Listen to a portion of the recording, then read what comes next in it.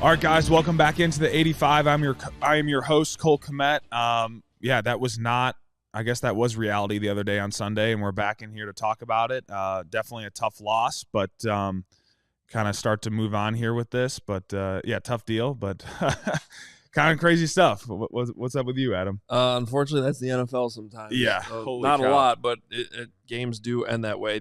This is the 85, and as always, brought to you by Ankin Law. If you've been injured, Ankin Law is here to help. Call 312-6 Injury Law Made Personal. That's Ankin Law. Yeah, what's the last? I guess we're almost we're past 48 hours now. Yeah. What's it been like? Crazy. I don't think I really went to sleep when we got back. I think we got back at like around midnight, and I was up till probably like 3 or 3:30 rewatching the game tape over and over again, and it was just hard to believe that type of ending. And look, I mean, we didn't, at least offensively speaking, we didn't play very well for the first 3 quarters of the football game, and but it was really, really awesome to see how we turned it on there towards the end, and we're able to come back from a 2-score lead and take the lead there with 20 odd seconds left, and obviously with what happened, just super unfortunate, and the ball didn't fall our way there at the end. But I think a game that we all can learn a lot from, and definitely very emotional coming off of it, and but it's definitely something that we got to move forward on and move on with, and we got to obviously a lot of big games here coming up ahead. Obviously being one of the captains and on offense, I do want to talk about the offense, but obviously the Hail Mary has been a huge story, not even just here, but nationally over the last couple of days. Sure. And rightfully so. That's got to be such a helpless feeling when you're not even on the field. Yeah. You're just standing there. You guys did your job to get in the end zone. Sure. And now there's at one point 12 seconds left. I think they were still back at their own 24. I can't even imagine what that was like. and you just hurt for everybody in that scenario, and you look at the defense, who I thought played great throughout the whole game, and obviously like it was the kind of the bend don't break deal, and holding them to field goals throughout the whole entire game, and for them to play as well as they did, and then for us to finally be able to turn it on, going into the fourth quarter there and get some momentum rolling and take the lead.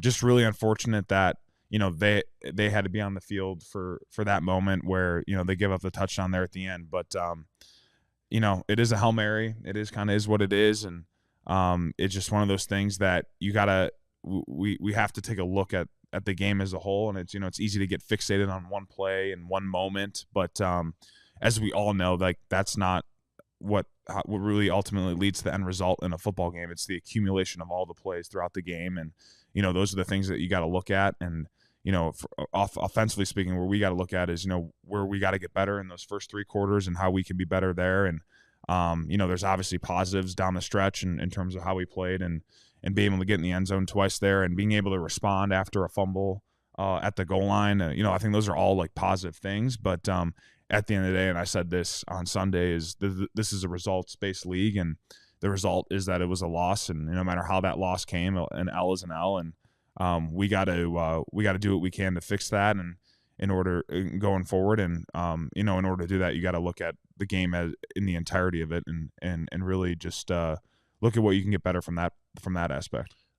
Slow starts have been kind of a theme, for you guys this season. I didn't necessarily expect that to all of a sudden like be flipped after the bye, but it did surprise me that, I mean, it really seemed like it took 2.5 quarters for you guys to get going offensively. Wow.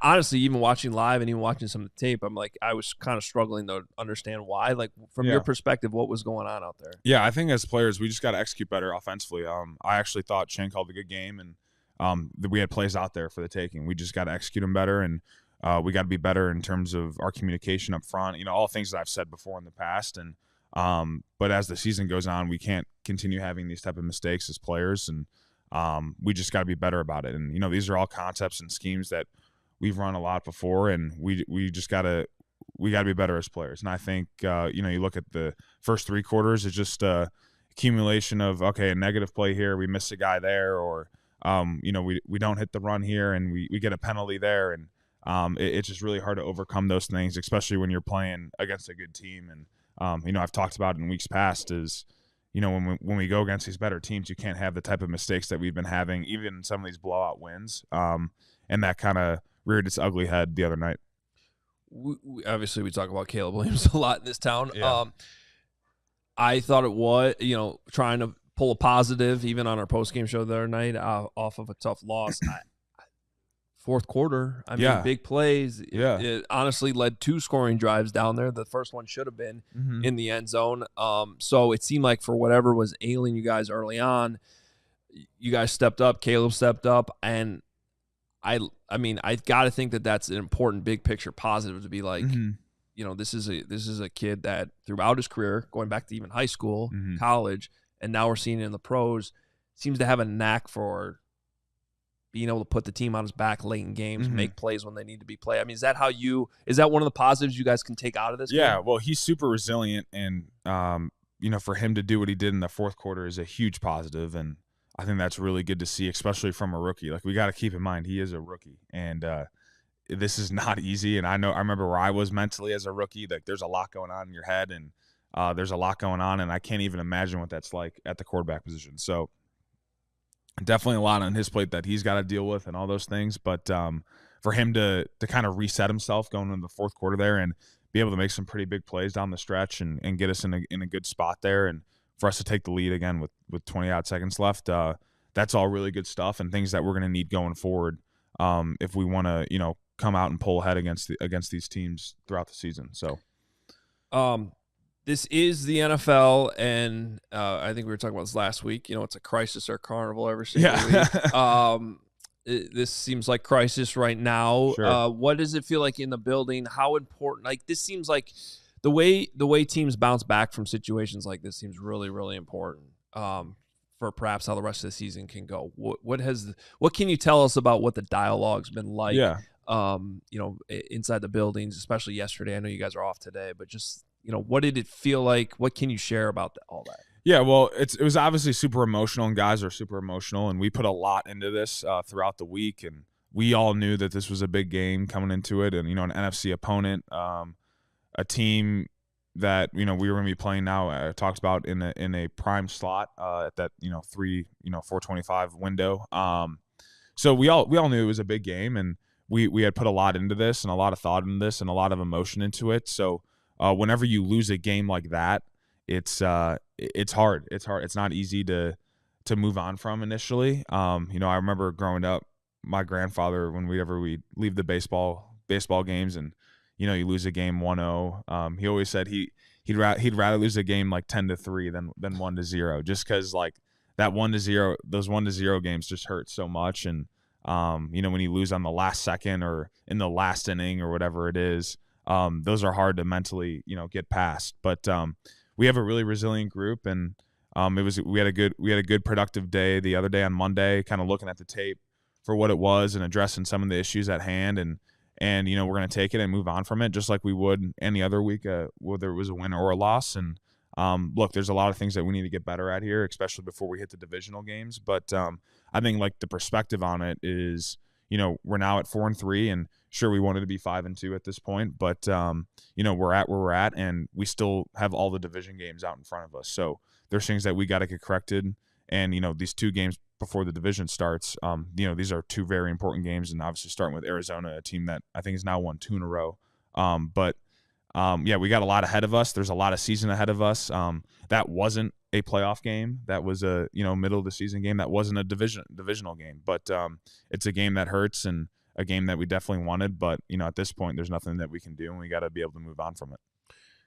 I thought you did a really good job in your press conference yesterday. You knew you were going to get questions about what happened with Tyrique Stevenson, and I thought as a captain on the team, you have to address it. You obviously don't want to be too hard on a teammate, but this idea that you brought up of respecting the game and how if you don't do it kind of all the time, it's going to catch up to you. I thought that made a lot of sense. Yeah, I think like for me, where I was coming at that is just like how you have to operate on a daily basis. Like there's so much that goes into this game for us in a professional standpoint, and it's not just what you're doing on the practice field and showing up and doing what you got to do in terms of your assignments on the practice field and running to the ball, all those things. But like what are you doing outside the facility? What are you doing in the weight room? How are you fueling your body? Like all these things that go into what I view as like respecting the game in terms of not cheating the game and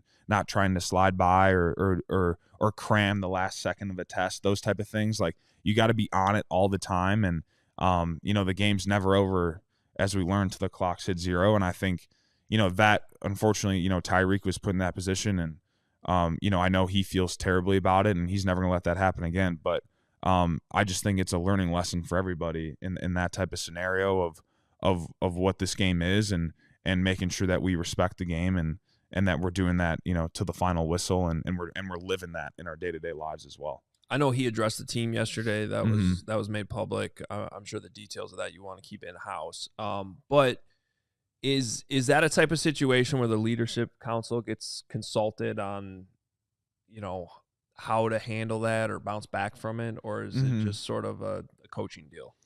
Well, you start talking about in terms of Tyrique addressing the team, or or any consequences that come from it. I mean, we've heard about this hits principle for 3 years now, and that obviously was a moment that seemed like the complete opposite of it. Right. Yeah. Well, I think when you put the film on in front of the team, it kind of speaks for itself, and I think anybody that's ever been in that scenario where coach pulls up the film, and whether it's in a high school setting or a college setting or for sure a professional setting, and you're kind of on the ugly tape, as some would call it, and it doesn't look good, and you're in front of all your peers, and everyone knows, like, we're looking at that one individual for that type of play or whatever it may be, and that you feel that embarrassment, and that does set into you, and those are the things that we kind of do, and and then at the end of the day, you got to be able to look at your peers in the locker room and look at one guy from another, and that's not easy. That's not an easy thing to go about, and I'm sure that was probably uncomfortable for Tyrique the other day, but was definitely cool to see him step up in the meeting and say his thoughts on it. But we're here to pick him up. We're going to need him going forward, and he's a very good player. He's very talented, and we just got to keep chugging along here and be able to move on from it. But definitely a situation that's uncomfortable as a player when you're the guy getting called out. But that's the accountability aspect of it, and feeling that, so that those things don't repeat and don't become a constant thing. Last thing on this, and we can move on. I do want to have some fun on the show, as we always do. We got Tyson Bagent coming up too, which you guys are going to love, I promise. But this is more your perspective. I think one of the toughest things from my time just around football, coaching football, and having not really played the game myself, so not really understanding this part of it, is the emotional aspect of the game and staying within yourself at the same time. Yeah, it's very hard. Because in football, like, you have to get amped up. I remember talking to Kyle Long a lot about this throughout his career and post-career, because he was like a gentle giant off the field, and then like on the field, he was one of the most physical offensive linemen you'll see. I think you're the same way in a lot of ways, like, because when you watch you on the field, and you've talked about this in the past, how you amp yourself up before games, but then staying in control so that you don't hurt the team at any point by going overboard. How tough is that? Yeah, it's definitely not easy, and that's why I love this game so much, just because it's the ultimate game of self-discipline, and you got to be able to become a madman in some sorts, for 4 or 5 seconds, and then you got to be able to shut it off quickly, and then become, a super intelligent person listening to the play call, dissecting a defense, understanding movements, and where these guys are going to end up, and then go out and become a madman once again. It's a continuous cycle of it, and definitely not an easy thing to do, and I think that's what separates a lot of really good players, is the ability to kind of do that and be process driven at times. I know that's hard to do, and I think, like, coming off the game, we're all very emotional, and I'm sure everyone wants to look at the Hail Mary, and as fans, like, you guys go ahead and do that, like, that's your thing, like, you can obsess over the one play, but as players and as coaches, like, we can't do that. We got to continue to be process driven, and you look at the good, the bad, the ugly of the game, and you say, okay, what was the bad? And most of the bad, I would say, was for us offensively was those first 3 quarters. And then you evaluate that. You look at the 3 quarters. Okay, what went wrong? What can we be better at? And what were we missing here? What were we missing there? And then you look at, hey, what were some of the positives of the game? What did we really like? And it's, all right, we were down 2 scores in the fourth quarter I think late in the third. And we hadn't really done much up to that point. And be able to turn it on like that, get a score, and then we come back down, march back down, and we have a fumble at the goal line, and that was awful. And then the defense responds with a quick 3 and out, and we get the ball back and we score quickly, take the lead. Like, that's a big positive. And like, you look at that and say, hey, that's something that we can build on and that we're going to need going forward in games that we're going to be playing against these better opponents. So you just got to take it for what it is in that regard. But, getting caught up in one play for us as players and coaches is definitely an immature way of going about things. And, that's definitely not process driven. That's emotion driven. And we got to be more on the process driven side of things. But, again, when you're out in the football field and it comes down to it, you got to play with a lot of motion as well. So it's a delicate balance between the two. Do you like lining up at fullback? It's been different.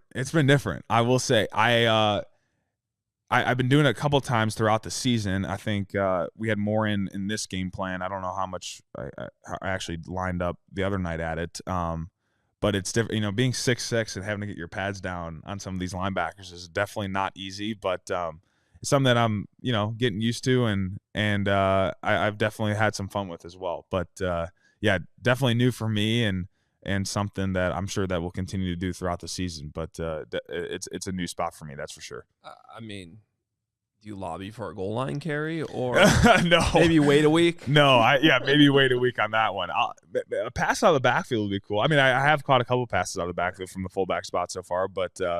Yeah, no, that'd be cool. I'll stick with the pass catching on that type of stuff. Well, I always like the shovel in the 2-point conversion. The shovel was nice, yeah. Take us through that. Yeah, the shovel was cool. I mean, I think we've seen Kansas City run that play like 20 times in the past 2 years. You guys have run that too, even we've run it. Right? Yeah, I've run it a couple times. I ran it against Green Bay my rookie year, and then I ran it again another time. I can't remember the game, but yeah, that was a sweet play. Caleb had great ball handling on that play. That's not easy to do, to be able to read the end, and him, if he goes upfield towards him, then boom, he just shoves it off up to me, and we're able to just kind of pound it in there for the 2-point conversion. But definitely a cool play when it works, and when it doesn't work, it doesn't look too great. So, but no, good call there in that spot, and was glad that we were able to execute it, to go up 3 there at the end.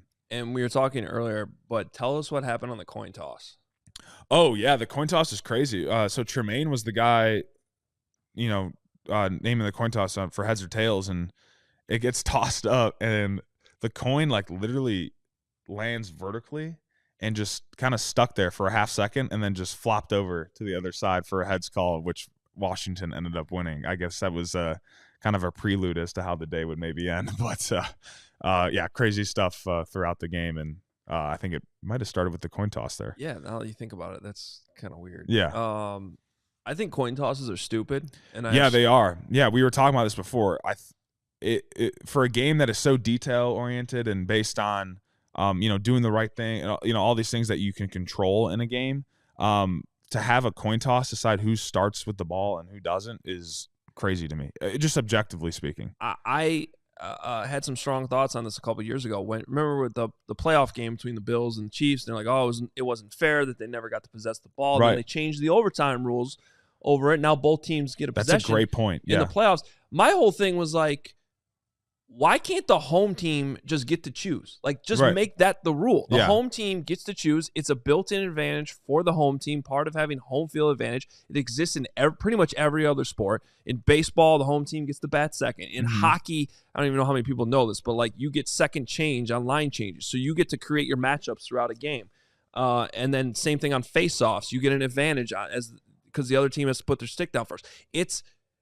Other sports have this. I don't understand why we're taking a coin and just flipping it to decide something so important. Yeah, it makes no sense. I like the home. I never thought about it like the home field advantage thing of, hey, you get to decide what you want to do. Maybe to start. You can game plan for that all week. Yeah, you'd be like, oh, maybe agree. This week we're the home team. We get to do this. Yeah, it's crazy. You start the game off by chance, just by heads or tails call.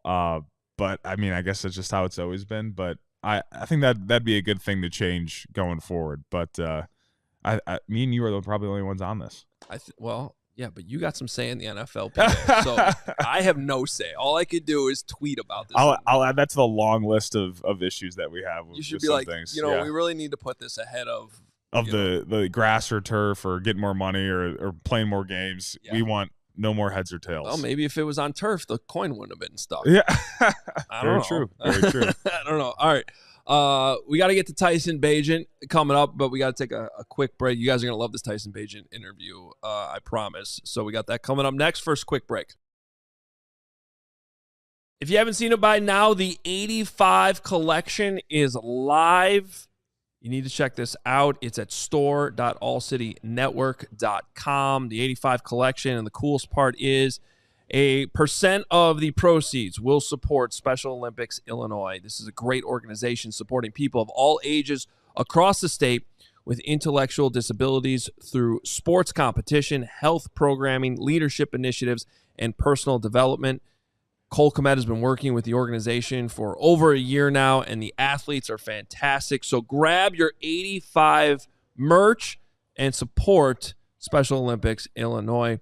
Special Olympics Illinois serves individuals of all ages with intellectual disabilities, and they provide year-round sports competition, training, health education, and leadership development. And the 85 is also brought to you by Circa Sportsbook. Whether it's pro or college, the app to bet football is Circa Sports Illinois. Circa Sports is sports betting the way it should be. Circa Sports Illinois has high betting limits, low holds, and exceptional customer service. Bet on all your favorite teams in every game this season. Spreads, props, futures, or in-game. Circa Sports has it. Fund and bet like a pro from anywhere, anytime in Illinois. Download your new bookie today at circasports.com. Must be 21 or older. Gambling problem? Call 1-800-GAMBLER. All right, well, welcome into the podcast. My buddy, now a veteran, Tyson Bagent. Tyson, where's the podcast finding you today? Say that last part again. Where's the podcast finding you today? Where are you at right now? Right now, I'm in the crib in Lincolnshire. In Lincolnshire, nice. So now everyone knows where you're at. That's good stuff. Yeah. All right, well, appreciate you coming on. Been doing this. Just want to highlight guys so that everyone kind of gets to know everybody on the team. And you're next up here. So, obviously now you're a wily vet. I know we joke about it that you got past that third game and you're no longer a rookie anymore. But kind of give everybody a background of where football started for you and your college process and then coming into the NFL last year. So the entirety of my football career has happened in the Eastern Panhandle of West Virginia, about 45 minutes in between DC and Baltimore. Played youth league football there, played middle school football there, played high school football at Martinsburg High School. Was able to, I was a 3-year starter, won a couple state championships, and then, didn't really get the offers that I thought I would get, for college. Had the University of Albany and Robert Morris in Pittsburgh, 2 really low, struggling D1 programs. But then I had Shepherd University, D2 powerhouse, right 10 minutes away from where I lived my whole life. And so I had grown up going to the games. They were, always super successful, playing, for regional championships, national championships. And they threw the ball 30 times a game. They always had a good quarterback at the school, and they were letting it rip. So ultimately made the decision to go play there. Was able to win the job my freshman year and got to play 60 games as a starter. Threw for a bunch of touchdowns, couple regional championships, Division II Heisman, and was able to cap it off with throwing the most touchdowns in college football history. So it was pretty sweet, amazing gig. And luckily, it was kind of what you have to do if you play at that level. You kind of just have to go off every single game of your whole career in order to get a shot. But the quarterback that was there before me got a shot with the Redskins at the time. Now the Commanders. So I knew that I was better than him. So if I just did what I was supposed to do, I would at least get a shot. So that was basically all I could ask for. So that's awesome. Yeah. So did you always play quarterback growing up? Like, how'd you know you wanted to be a quarterback? And obviously, that's a big path to go down and making that decision of committing to the quarterback position. When did you know that you could do it at the next level? And did you ever dabble with any other positions growing up? Yeah, well, yeah, it was forced on. It was forced onto me by my dad when I was 6, and then I would say I didn't really super fall in love with it until like sophomore year of high school. Whenever I wanted to start a job, and I'm playing with older kids, and it was fun and whatever. That's when I kind of really fell in love with it. But not totally forced onto me by my pops. Always wanted me to be a quarterback. Lucky for me, I wasn't like a super stud athlete when I was younger, so like quarterback was kind of perfect because I had a good arm, but I wasn't like the fastest guy, so I couldn't play running back or receiver or anything like that. But as far as other positions, I played tight end and linebacker a little bit, like in youth league. Obviously, that I wasn't a very good tackler. Once dudes got bigger and everything, I wasn't really about that life. So stuck with quarterback. And shit, playing at the next level, I probably realized that once I started having success in college, just because I knew that guys I was playing against were getting chances at the next level, and I was, I was handling business, so I just, I felt like, I had a shot. And then going back to high school, when you're not getting the offers you want, are you kind of like, what the heck's going on, or what was that whole deal like, and how did you kind of navigate that to finally, obviously you looked at Shepherd and saw what that pumped out quarterback wise in years past, but what was that initially like when you're not getting the offers that you would expect? Yeah, it was. It's not really.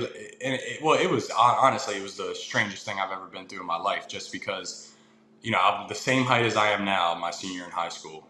Um, I had won 2 state championships. We're going to all these 7-on-7 tournaments. There's playing against these guys with, this many offers, and we're handling business. But I'm balling out all the time. Can't believe I'm not getting these offers, and other dudes are. There's even dudes on my team that, especially West Virginia is the offer. If you're a West Virginia kid, West Virginia is the offer that, you're always looking to get. So it was kind of this thing where like teams like James Madison, West Virginia, Maryland, the Western Kentuckys, they would just flirt with me, and then all of a sudden it would just dwindle away and not be there anymore. And I went to the camp, did the camps, really tried my best to put myself out there. So, but I think when you're, a high school kid, that can kind of get to your head a little bit. So I was probably just tripping about it more than I needed to. Because I mean, once you step, no matter where you go, once you step foot on campus and you're with the team or whatever, and you got a team to beat and you're preparing and everything, all that goes out of the window. Especially since I was having so much success early on, the whole D1 thing really kind of it was able to escape my mind pretty quickly. But it was a bit of just a head scratcher. Just wondering, what is it that these guys have that I don't have, and took me a long time to realize that whatever that was didn't exist. That I had, whatever else everybody else had. So it was just a bit of a weird thing, but definitely happy with how it all played out. So then you get to college, you throw for like 1,000,000 yards, all that stuff. What type of plays are you guys running where you're throwing for all these yards every single game? And did you have any sort of running game at all? Yeah, it was a lot of West Coast, inside zone, outside zone, and we ran inside zone, outside zone, counter, and pin and pull.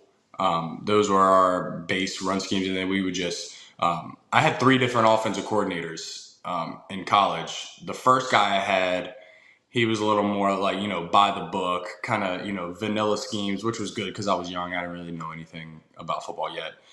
Then my junior year, when I won the D2 Heisman, I mean, our RPO game got wicked. And just, I think that kind of broadened my horizon with just like, how cool football is. Because, I mean, we would just be like, we would go like 2 by 2 with the tight end lined up to the field and 2 receivers into the boundary, have the slot run a go ball, and have the outside guy run your Sharpie. And then we would read the field safety. If he inserts to the run, to the pin and pull to the field, then you know that the boundary safety is going to roll with the go. And then you could just have this freaking Sharpie route coming across the field with nobody there, and just like really just little things like that where you're just throwing the ball all over the field. Every play is essentially a pass play. Just because it's hard to get good offensive linemen at the D2 level. So we basically, you got your 5 guys that are good enough to rock with, but you're not leaning on those guys for like many 4-minute drives or anything like that. Like, it was just an explosive deal, and yeah, that was kind of what was happening. But yeah, a lot of inside zone, outside zone, RPOs, and then just all the concepts that we run in Chicago. Did you do any under center? Were you in huddle at all? How was the whole operation of that type of stuff? And it was all no huddle signals. We had if we were backed up, we went under center, and if we had goal line packages that were under center, and then kind of just sporadically we would do like some play action from under center, but very limited. About 8% of the time we were under center, and then as far as huddle calls, if it was like 4-minute offense trying to run out the clock, we would huddle. And if like a certain like plays that are too long to signal, we would huddle and call the plays there. But definitely a lot different than how things work at the NFL level. Yeah. So you throw for all these yards, even at the beginning of your career in college. Was there any thought of transitioning over to a Division I school, and what did that look like for you? Yeah. So first 2 years, freshman, sophomore year, do well, whatever.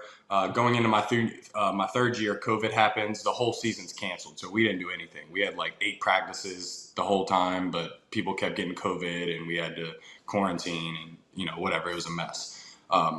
That happens. Then the next year, my junior year, that's when all million touchdowns, D2 Heisman, whatever. I get into the transfer portal. And just, I'm getting blown up, right? But I've completed all my classes to graduate, except I had an internship.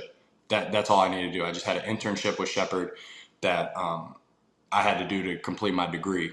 And that was it. Class-wise, I was done. So I didn't know how the transfer portal worked. I just knew that there was I was getting illegal phone calls before I was in the portal. So me and my dad were like, holy shit, like if Marshall University's calling us illegally, who knows what could happen if I put my name in, maybe I can go to Alabama or, go somewhere crazy, right? So getting the portal, getting blown up, scheduling official visits, take my first 2 visits to West Virginia and Maryland, realize right there that obviously you can't just transfer to a school and start right off where you left off school-wise academically.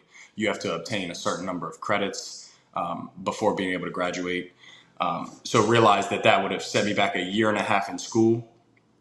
And my granddad was about to die, and he really was only worried about my academic success. And I was already having so much success at Shepherd. And I was having fun. I love my coach. We were going to have a good team the next year coming back from my senior year. There's these things, I can break, all these records, whatever. And then, so it didn't seem worth it at the time. And, it all worked out. Granddad passed away 2 weeks after I graduated. Had an amazing senior season, broke a bunch of records. But I did get in the portal, and it was nuts. And it was right around when NIL was starting to become a thing. So it was kind of like felt illegal when you talked about it, but it was still kind of like, out there in the open of just like, hey, you come here, this is kind of what we have going on. So yeah, it was crazy. So you finish up at Shepherd, and you're getting ready for draft stuff, I assume. And were you expecting to get drafted? Were you surprised that you went undrafted? How did that all go for you, landing in Chicago? Yeah. Well, so throughout my senior football season, got invited to the Reese Senior Bowl. They came to practice and invited me to the Reese Senior Bowl. Got invited to the NFL Combine. So yeah, I was completely shocked that I didn't get. I thought I was going in like the 5th or 6th. I thought I would go in the 5th or 6th round. So yeah, I had a draft party and everything. So yeah, I was surprised. I was surprised that I didn't get drafted. But I knew. What was that draft party like? I had a big feeling. I had a pretty good idea that I was going to go to Chicago though.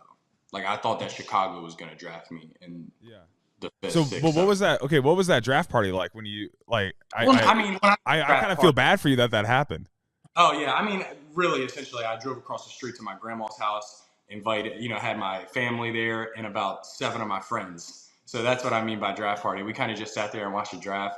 And but were they like, what the F, dude? Why are you getting picked? Or like what?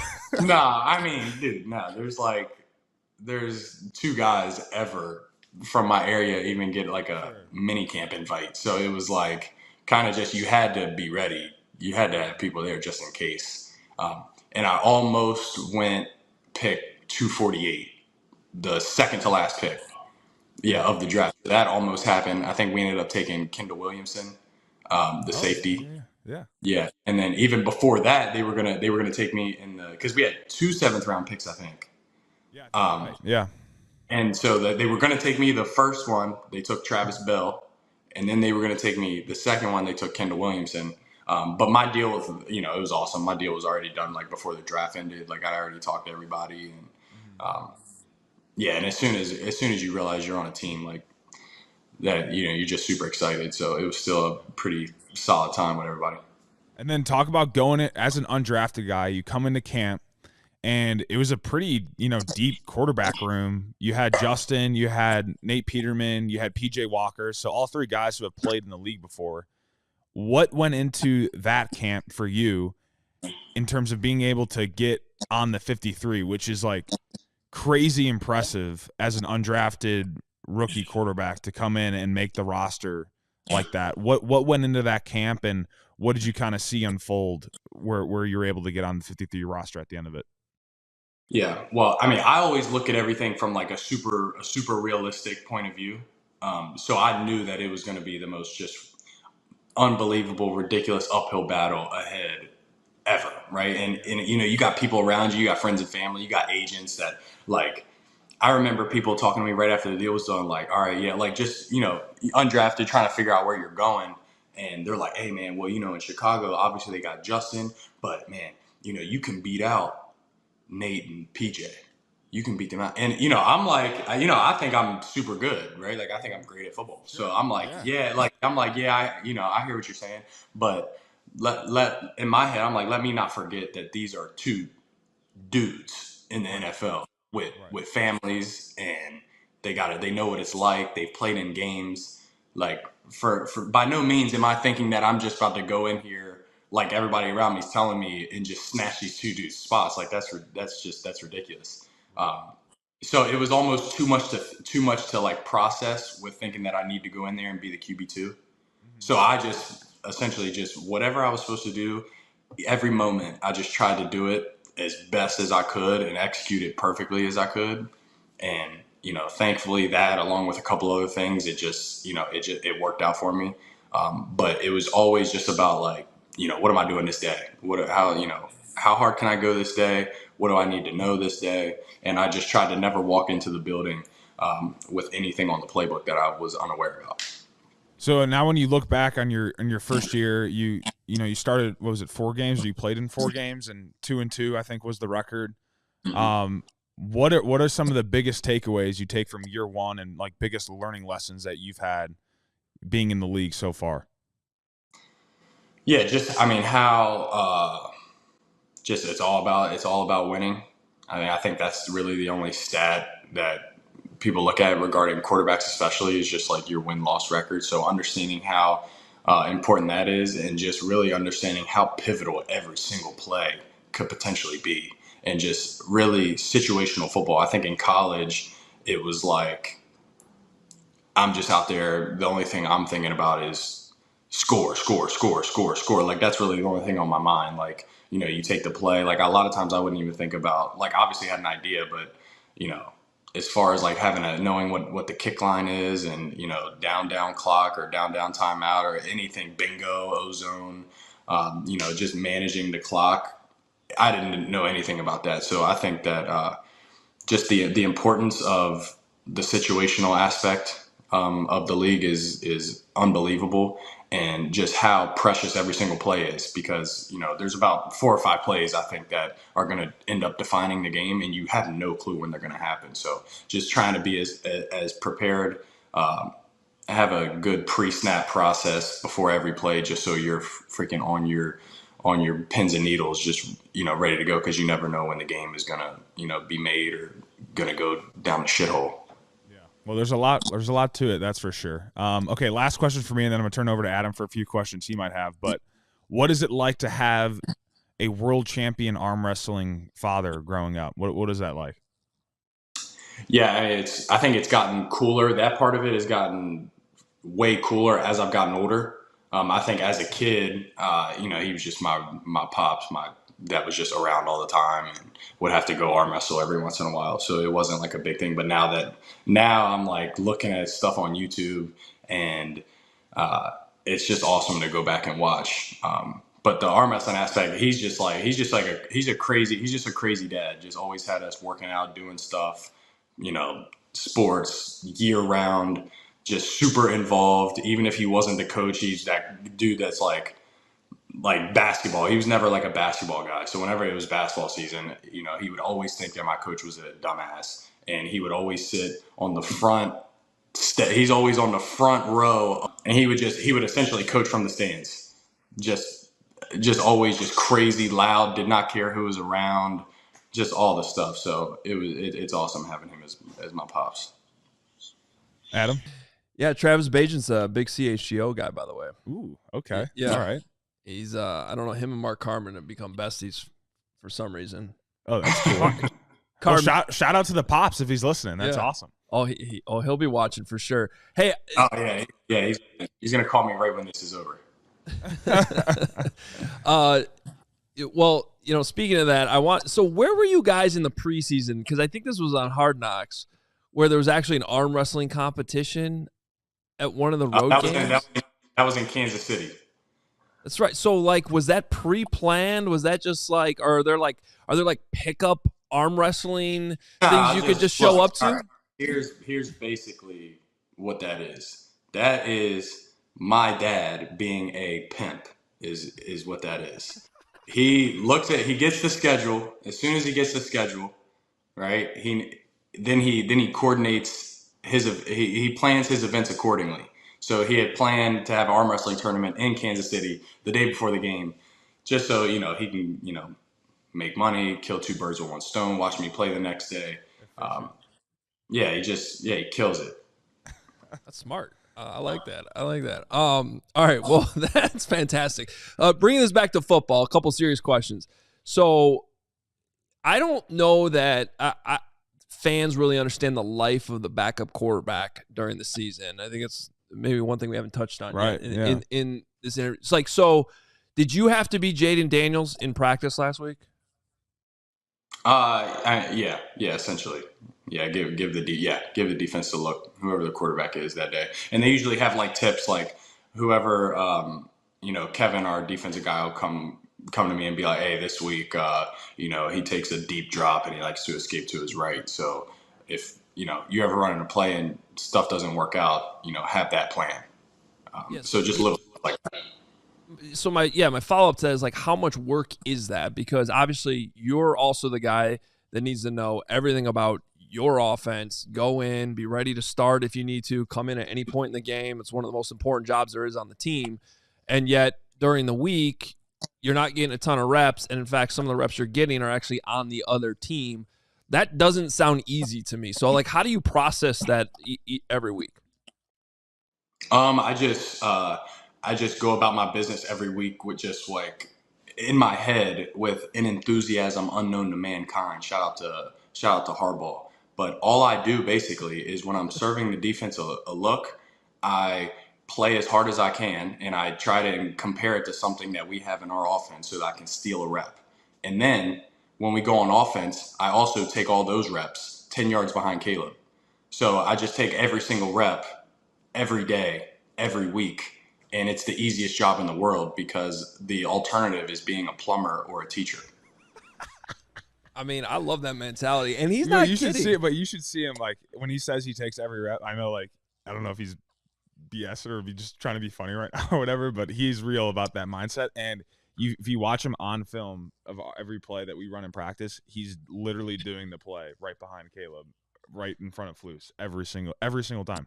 I will say it is impressive to watch, and it's really cool to see him. That is the type of dedication you need to have. You can't waver on it. soon as you get into the thought process of, oh man, being the backup or being in the NFL, like holy smokes, so much on your plate. Wow, it's got to be just so difficult and just rough and I don't even let myself get there just because you basically just get to work out and play football for a living, and obviously learning the plays isn't the easiest thing in the world, but I mean, wow. I mean, it's just an unbelievable situation that we're all in. So that's kind of how I do it. But yeah, giving the defense a look as far as like how much that is on my plate, that's the funnest part of my week, just because that's what I'm playing. That's when I get to play. So that's kind of just how I go about it. And then just try to, if we're playing a fast quarterback, try to be as fast as I can. If we're playing Kirk Cousins, try to stay in the pocket as long as I can. Well, and I can tell you, we only get to watch practices during training camp, but it was not lost on us that of all the quarterbacks, you carry out your fakes with way more enthusiasm and finish than anybody else. Like, that's obvious on every single rep. No, I'm being serious now. Like, wow, no, seriously, I've been doing that since I was 16 years old, and this is the first time somebody's complimented it. So that's huge. That's huge. Yeah, it finally came to fruition. I love it. You've really been doing it that long? Well, yeah. I mean, I had my first coordinator in college was like a drill sergeant when it came to that, of just not being a lazy POS. You always have something to do on every play, and always just trying to. Because I mean, essentially, when you start doing it a lot, like I've kind of gotten to like the science of it, and I really just try to pay attention to it. So it's like anytime I can get like a second level defender to jab step to me or like hesitate for a split second, I like to think in my head that if the run crease, I that guy won't be able to make the tackle now, or it'll be a tougher tackle, or maybe we'll be out the gate and have an explosive, and just whatever I can do to help the team, and getting once again being able to just run around and work out even more. Unbelievable. I love it. That's good stuff. That's good stuff. Well, Tyson, we appreciate you. Thanks for coming on. I know it went a little longer than expected, but all good stuff here, and I think people will learn a lot from this. So appreciate you, and I'll see you in the building tomorrow. The comment. Appreciate you, bro. All right, man.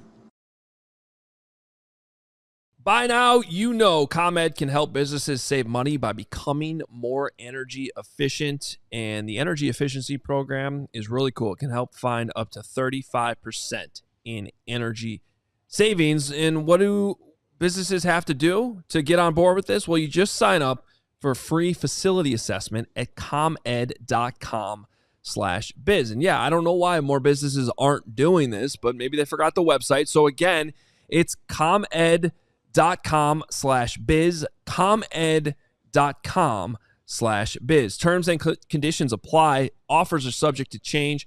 Actual savings will vary by customers' energy usage and rate. The ComEd Energy Efficiency Program is funded in compliance with state law. And for over 25 years, Ankin Law has helped thousands of clients in Chicago and across Illinois get the compensation they deserve for their injuries, auto, truck, rideshare, medical mistakes. Ankin Law is here to help and is one of the largest filers of workers' compensation cases in the state.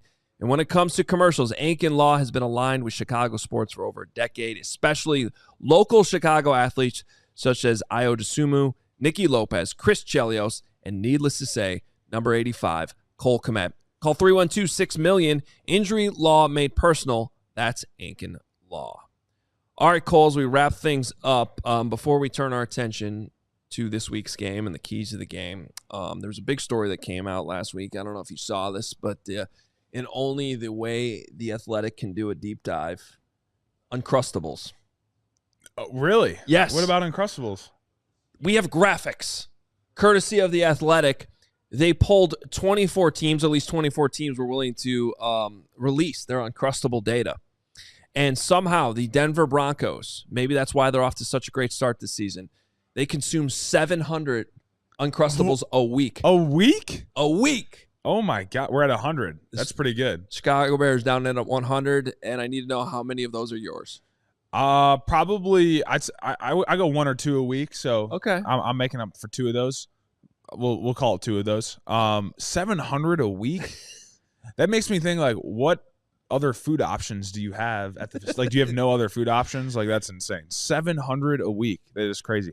That's pretty cool though. I mean, they're super easy, and provides a little energy to you. You get the carb hit, get your fats from the peanut butter. But that's a crazy set. Why did they do that? Why Uncrustables? Well, I think it was us talking about it. Oh here. yeah, exactly. I think that's we exactly created this craze because we haven't really talked about this much this season. But for those of you that might be new to the 85, last year when Cole would join CHGO Bears, this became a hot topic because I'm a big Uncrustable fan. Yeah. I didn't discover them until I was a dad and realized how easy it is for. They're so convenient. You can pack them. They're in a you just break them out here, peanut butter and jelly, kids, and it's got the protein, keeps the energy up. And then I realized when I started coaching, this is a great halftime snack. It's perfect. And I always have one. I actually have one in my bag today, even just in case, because you don't know. It's a long Tuesday. And then you were like, "Yeah, but we have these at halftime too," and that blew my mind. But it makes sense. Yeah, I'll eat them before games sometimes. Like if we're playing an afternoon game. I didn't eat this past weekend, but there'll be times where I'm like, don't really want to eat. Whatever they have available, and I'll just pound a couple Uncrustables. My new favorite's the one with the honey. I don't know if you've had that one before. They got honey. I haven't. I heard that. Peanut butter and honey. That is it's a special combo. So we were at a bar called Almost Home on Sunday in Wrigleyville where we did our pre and post game. Mm-hmm. And was he the owner or the GM? Owner, right? Yeah, he's the owner. He has seen our conversations about this. He knows how much we love Uncrustables. He deep fried some Uncrustables for us. Holy cow. In the kitchen and brought them out. That's crazy. That's got to be so good. It was outstanding. Oh my god. Because you've told me to put them in the air fryer before. Yeah. Which I did and it was fine. But the deep fried. Yeah, I mean anything deep fried is just it's got to be good. It's got to be good. Well, this is a good transition to keys to the game because you said you didn't have one on Sunday. So I think that should be our first key of the game is that you consume an Uncrustable before the game. Consume an Uncrustable before the game. Yeah, that's the first key of the game. In all seriousness, keys of the game presented by Circus Sports. Download the Circus Sports Illinois app at circusports.com/Illinois-app. We got to flip the script. You guys got to show up to work Wednesday and a tough game against the Cardinals. Yeah, I mean, they're looking good. So this is going to be a tough matchup on the road here for us. A good way to get back on track, though. So, obviously, they got a dynamic quarterback and a good offense, and, they've been doing some good things, and they got some really good defensive players. Obviously, Budda Baker's been there for a while. But a team that's on the rise right now and, a team offensively speaking that we got to continue establishing our run game, and I think Swift's been awesome the past couple of weeks, been super explosive, and keep getting explosive that way. I think we need to do a better job in the pass game of getting more explosives down the field and creating explosives with the run after catch, all those type of things. And I think that can kind of help us in terms of, getting close to the end zone there and getting those short, quick drives that turn into points and really stacking up points that way. So I think the explosives will be big for us on the offense, on the offensive side of things. Special teams wise, I mean, we've seen Tyrique keep doing his thing. He's been great, and it's been cool to see him do all his punt and pins from, 60 yards out and getting the ball down in the 10-yard line area. That's been great. And I think with defense, keep doing what they're doing. I know they're really focusing on the run average there and getting that run average down against these teams, and that's something that they really pride themselves on. So really stopping the run and making them do things in the air and go about it that way and creating those turnovers. So I think those are kind of the main things for us going into this Sunday against the Cardinals. You guys are in a bit of a scheduling quirk right now where 3 straight road games, London, DC, Arizona. Yeah. You did have the bye in the middle of all that, but does that start to add up at all? Or you just... Yeah, I mean, I'm sure it will. I mean, definitely you feel when you come back from a road trip game and, I'm still even a little bit tired today from the trip. And, part of that is the emotion of the game that we just played, but also, getting on the plane and doing all those type of things isn't great. And obviously this is a long trip out west. I think the plus side of going out west, though, is that you kind of get to catch up on some sleep, which is great. You wake up at 7 a.m. feeling super rested and all that good stuff. But yeah, I mean, it's definitely a stretch here of, between London, going out to Washington and then going out to Arizona. And then, we'll finally be back home next week, the following week. But yeah, it does become a lot. And those are just the things that you got to stay on it with your body and making sure that you're consuming the right stuff, staying hydrated and doing all the things necessary so that you're feeling fresh when it comes to Sunday. Another little quirk. Clocks change this weekend, but they don't in Arizona. Yeah, I was actually going to ask you about that. Would be the question. Another dumb thing, daylight savings, right? Yeah. Well, and they actually passed a law that they were going to get rid of daylight savings. Are they not now anymore? And then I was 3 years ago, and I was like, well, when is this happening? Yeah. And I don't know. They can't get it 5. I don't know what the deal. I don't So I assume the reason they even implemented daylight savings in the first place was money purposes, and I guess it was for farming.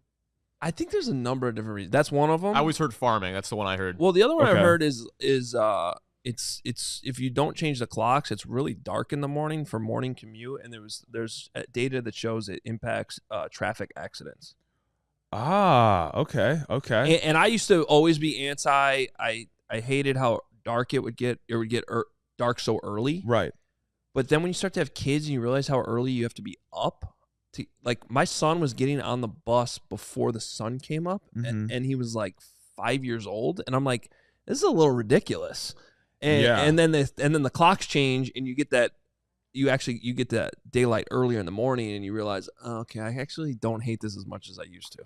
But man, when it's 4:30 and that sun's setting, it's the worst. It's depressing. It's awful. It's depressing. And there's a few weeks there that it gets hard, especially because for me, I love being here throughout the holidays and going in through Christmas. You get the vibe of all the cold weather, but I mean when it's the third week of January and it's getting dark still, and the sun hasn't come out for 3 weeks, it's brutal. It's brutal. So, I mean, I don't know. I guess I get your perspective. I don't have kids yet, so I don't have that perspective. So maybe. Well, I didn't have that perspective until I had kids, and I was like, oh, okay, I don't I won't hate it when it changes.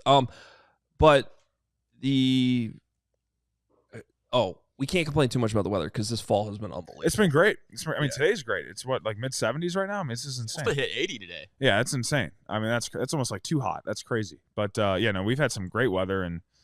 Out of practice, I keep telling everybody just enjoy it because this doesn't happen too often. It's been great. Yeah, the new guys are going to be in for a rude awakening. Yeah. It'll turn at some point. It always does. It always does. And it turns quickly. Well, let's hope everything turns around this week. Yeah, it'll be a better week. It will be. Yeah, no, we attack it with as Tyson said, a enthusiasm unknown to mankind. Yeah. I love that. Yeah, I love it. That's what we do here on the 85. I love it. That's what Ankin Law does too. The 85 powered by Ankin Law. Injury law made personal. They're here to help. Visit ankinlaw.com to learn more.